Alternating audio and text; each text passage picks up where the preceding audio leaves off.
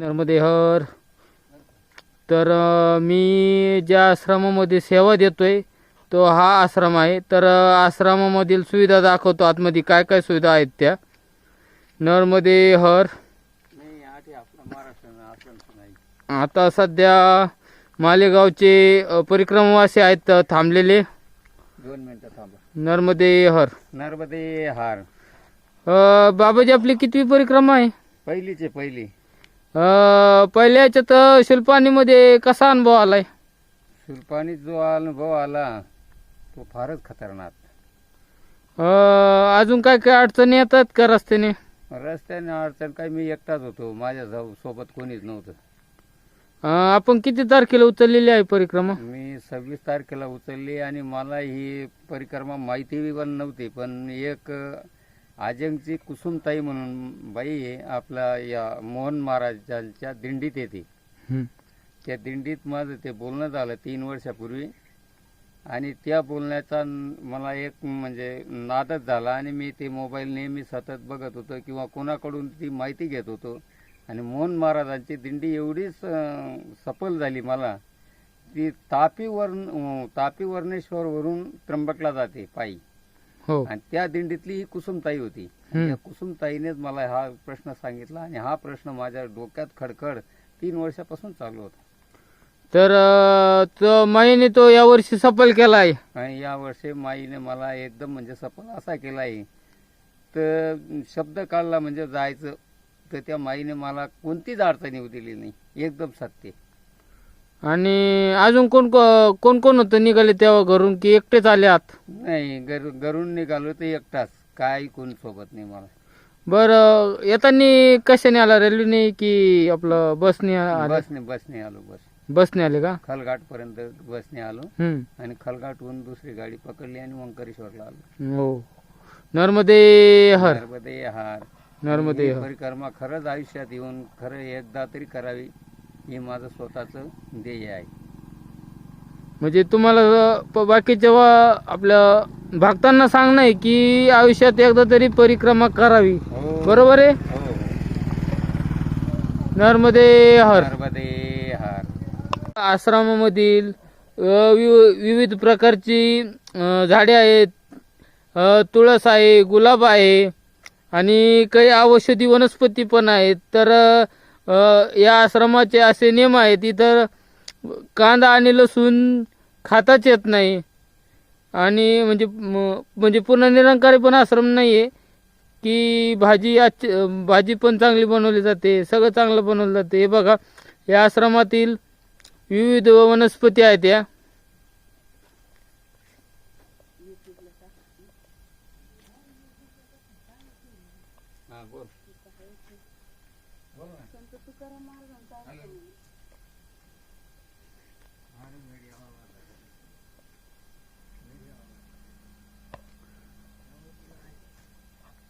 आता इथे बघा, हे जी जागा दिसती, आता इथं धबधबा बनवणार आहेत बाबाजी.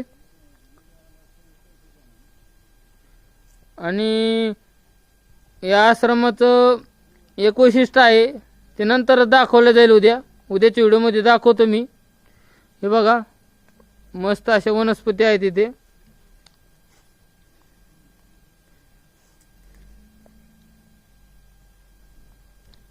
फुलाची पण झाडे आहेत काही.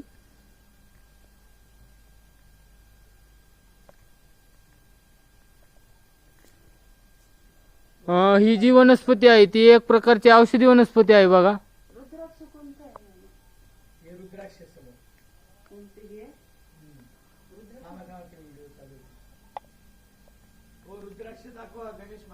हा, दाखवलं ना.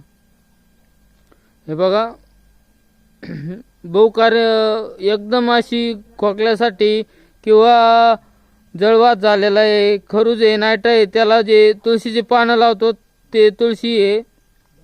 हे आंब्याचं झाड आहे आणि इथं बघा हे लिंबाचं झाड आहे पूर्ण मोठं.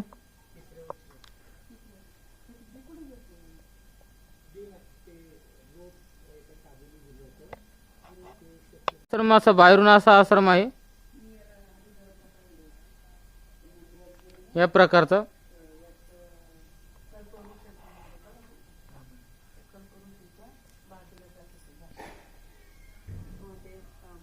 तर जगद्गुरु संत श्रेष्ठ श्री तुकाराम महाराज यांचा मस्त असा फोटो आहे ते, आणि त्याला चिकटून इकडे आपले ज्ञानेश्वर माऊली आहेत, आणि त्याला चिकटून हा विठ्ठलाचा एकमेव असा फोटो आहे मस्त. अशांना रात्री विश्रामसाठी अशा गाद्या आहेत. आता माझं आसन मी इथं लावलेलं आहे बघा, मस्त असं फॅनची सुविधा आहे, लाईटची सुविधा आहे, इथं चार्जिंग पॉइंट पण दिलेले आहेत बघा. इथे येऊन चातुर्मास करायचा असेल तर चातुर्मासाठी ही सेपरेट रूम आहे बघा. कॉट आहे, 4 कॉट आहेत बघा. इथं पण असं चार्जिंग पॉइंट वगैरे दिलेला आहे, लाईटीची व्यवस्था आहे, फॅन पण आहे. तर बघा इथे जो डोंगर दिसतोय समोर आपल्याला, तिथे त्यांचं प्रोजेक्ट आहे एक. ते नंतर मी उद्याच्या याच्यात व्हिडिओमध्ये दाखवणारच आहे काय प्रोजेक्ट असणार आहे ते. आणि येत्या 15 ते 16 जानेवारी रोजी सप्ताह जो ठेवला गेलेला आहे महाराजांनी, तो इथेच या जागेवरती सप्ताह असणार आहे. ते लाईव्ह प्रक्षेपण पण बघायला मिळणार आहे.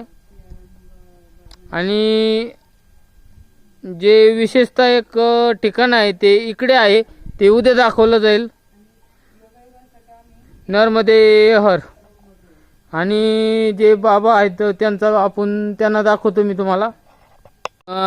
जे बाबा आहेत ते पुणेवाले बाबा म्हणून इथं प्रसिद्ध आहेत. तर त्यांचं नाव आहे श्री विजय साबळे, पण इथे पुणेवाले बाबा म्हणून प्रसिद्ध आहे. आणि आपल्या देहूमध्ये ते देहूकर म्हणून प्रसिद्ध आहेत. आणि हा जो आश्रम आहे तो हे बाबाजी चालवतात. आणि सध्या मी सेवेसाठी 1 महिना इथे थांबत आहे. नर्मदे हर.